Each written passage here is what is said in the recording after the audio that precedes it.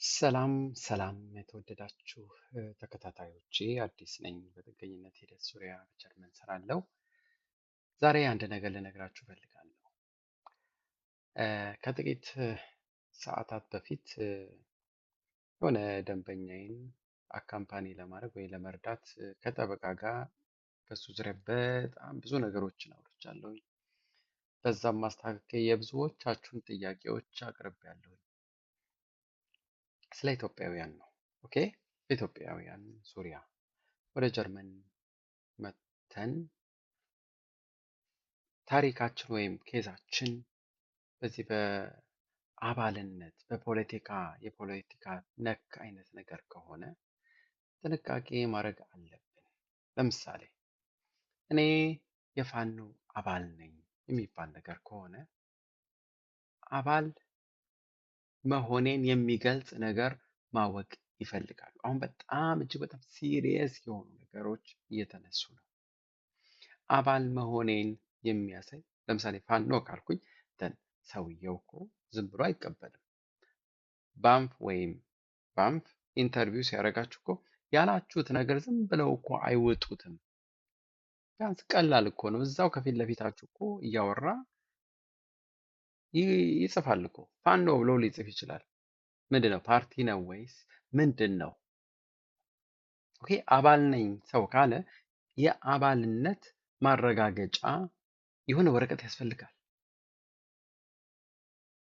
ኦኬ፣ ለምሳሌ ዎቮ ወይም ነው ቄሮ ነኝ ካለ ደን ያንን አባልነት ሊገልጽ የሚችል ወረቀት ያስፈልጋል ማለት ነው። ባልደራስ ነኝ ካለ አንድ ሰው ዝም ብሎ አይደለም። ሰዎቹ የእናንተን ጉዳይ የያዙ ሰዎች ዝም ብለው አይደለም የሚሰሩት፣ ይጽፉታል። አለ ወይ እንደዚህ የሚባል ነገር? ኦኬ ካለ ምን እየሰራ ነው? አሁን አክቲቭ ነው ወይ ያ ፓርቲ የተባለው? ወይም እናንተ እንደ ድጋፍ ወይም እንደ አባልነት የወሰዳችሁት ስም አለ ወይ? አክቲቭ ነው ወይ? እናንተ ያላችሁት ታሪክ በባላችሁት ፓርቲ ላይ ይታያል ወይ? እነዚህ ነገሮች ተያይዘው የሚመጡ ጥያቄዎች ናቸው። እንደ አባል በመሆናችሁ ለምሳሌ አባል ስለሆናችሁ መቼ ነው ይጠይቋቸዋል። ያ ፓርቲ መቼ ነው የተመሰረተው? የፓርቲው ማኒፌስቶ ምንድን ነው? ምንድን ናቸው ፖይንቶቹ? ምንድን ነው ሀሳቡ? የፓርቲ ምን አይነት ሀሳብ አንግቦ ነው የመጣው? ስፔክ ወይም ዓላማው ምንድን ነው? ምክንያቱም የእናንተም ዓላማ እንዲታወቅ በዛው በባላችሁት ታሪክ ውስጥ ስለመጣችሁ ፓርቲው በደንብ አድርጎ እንዲታወቅ ይፈልጋል። እና አባል ለመሆናችሁ የሆነ ማስታወቂያ ነገር አላችሁ። ለምሳሌ ቅስቀሳ ሊሆን ይችላል፣ ወይም እንደዚህ ሊሆን ይችላል፣ እንዲህ ሊሆን ይችላል። ምን ያደረጋችሁ እናንተ በዛ አባል እስከሆናችሁ ድረስ ምን ያደረጋችሁት ነገር አለ? ችግራችሁ እስከ ማጋ ነው? ከመንግስት ጋር ነው ወይስ ከሆነ አካል ነው ወይስ ምንድን ነው? ይሄንን እሺ፣ ወይም ተቃራኒ ወይም ተቀናቃኝ ፓርቲ አይነት ነገር ከሆነ ያንን የሚያሳይ ነገር እናንተ አርጋችኋል ወይ? ቢያንስ በፎቶ መታየት ይፈለጋል። በፎቶ ማየት ይፈልጋሉ። ኢትስ ቬሪ ሲሪየስ እየሆነ ነው። ብዙዎቻችን የምንወድቀው ጉዳያችን የማይታይ ጉዳያችን ውሃ የማይቋጠር የሚሆነው ለዛ ነው። ማሳየት መቻል አለብን የሆነ ነገር እና ደግሞ ቢያንስ ስቃይ ደርሶብናል ወይ? ያንን ስቃያችንስ በምን ሁኔታ ነው የምንገልጸው? መግለጽ መቻል አለብን። እስካልተገለጸ ድረስ በጣም አስቸጋሪ ነው። ምክንያቱም ኮምፕሊትሊ እነኚህ መሰረታዊ ነገሮች እስከሌሉ ድረስ ማመን ይቸገራሉ። ኦኬ፣ እነኚህ ነገሮችን አስቡ። ሌላ ደግሞ አሁን መጥታችሁ እዚህ ጥገኝነት እየጠየቃችሁ ነው። ኦኬ ጥሩ። ያ የደረሰባችሁ ችግር አሁንም አይምሯችሁን ይነካዋል ወይ ይረብሻችኋል ወይ? ወይም ሳይካትሪስት ያስፈልጋችሁ ስነ አእምሯዊ ድጋፍ ያስፈልጋችኋል ወይ? አንቲ ትራውማ ድጋፎች በሃንድሉንግ ያስፈልጋችኋል ወይ? ያንን የሚያስፈልጋችሁ ከሆነ ሂዱ፣ ወደ ሳይካትሪስት ሂዱና አንደኛ ራሳችሁን ትጠቀማላችሁ፣ ትድናላችሁ ከዚህ ከትራውማ እንዲህ ተደበደብኩ፣ እንዲህ ያረጉኝ፣ እንዲፈለጡኝ፣ እንዲህ የሚባል ነገር ካለበት ታሪኩ። ስለዚህ አሁንም እየረበሻችሁ እንቅልፍ ያሳጣችኋል ወይ? ኦኬ እንደነዚህ ይረብሻችኋል ወይ? ለምሳሌ ፖሊሶች እንዲያረጉኝ እንዲሆንኩኝ አሁን እዚህ ስትመጡ ፖሊሶቹን ስታዩ ትበረግጋላችሁ ወይ? እንደዚህ አይነት ነገሮች ሲምፕተሞች አሏችሁ ወይ? ካሏችሁ ሂዱ ወደ ሳይካትሪስት፣ ወደ ስነ አእምሯዊ የአእምሮ ሕክምና አግኙ። ሕክምና ስታገኙ አንደኛ ይሄ እናንተም ይጠቅማችኋል፣ ጠበቃችሁንም ያግዘዋል፣ ይረዳዋል። ወገኖች ጠበቃችሁንም ያግዘዋል።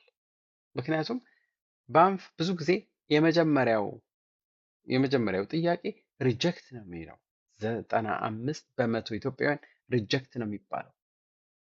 እንደውም በጣም በሚገርም ሁኔታ ኤርትራውያን ተከልክለው ያውቁም። አሁን ላይ ኤርትራውያንም ሪጀክት እየመጣባቸው ነው። ወይም አፕሺቡን ፐርቦት እንደ ድሮ ፍሉሽሊንግ ሹት ወዲያውኑ እንደ ድሮ አዙል በረሽ ሲጉን ወዲያውኑ የለም እየተጠራጠሩ ነው። ኤርትራውያንም ብትሆኑ የምትሰሙኝ ማለት ነው። ይህንን በትግርኛ እሰራላችኋለሁ። ስለ ኤርትራ ስታወሩ ወደ ሳዋ መውረድ ስለማልፈልግ ነው የሚባሉ ነገሮች አትበሉ። አይሆንም።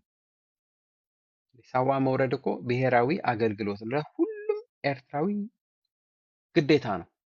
ያ ደግሞ መጥፎ አይደለም በተፈጥሮ። ሌላ ወይ በፖለቲካ አመለካከታችሁ ከሲስተሙ ከመንግስት ጋር ችግር ያለባችሁ እንደሆነ ያን እዛ ላይ ትኩረት መደረግ አለበት። ወደ ኢትዮጵያም ሲመጣ የምታወሩት ነገር እናንተን ነው የሚመለከተው። እናንተን አሰቃይቷችኋል ወይ?